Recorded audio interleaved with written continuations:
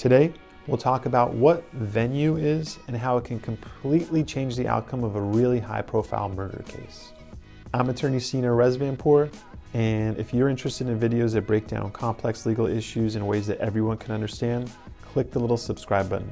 Now let's go. In any criminal case, there's two sides, the prosecution and the defense. The prosecution in a state case is the district attorney or the team of district attorneys.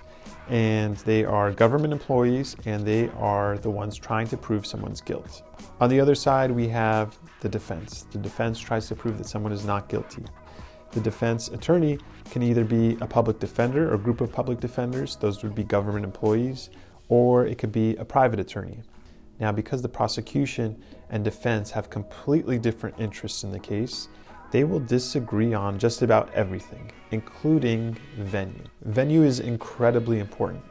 It's essentially what courthouse will be hosting the case, which will also have an effect on the potential jury pool and also the judge hearing the case. The venue in a criminal case will typically be the courthouse closest to where the crime was committed.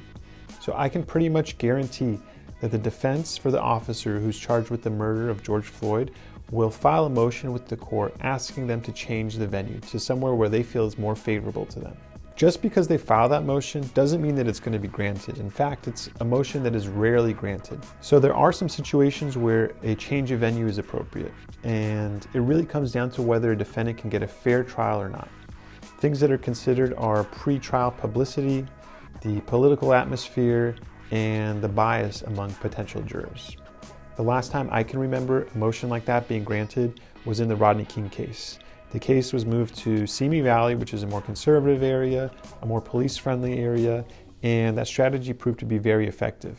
Comment below and let me know whether you think a change of venue is appropriate in the George Floyd case or not. I'm Sina Rez Law, and this is not legal advice.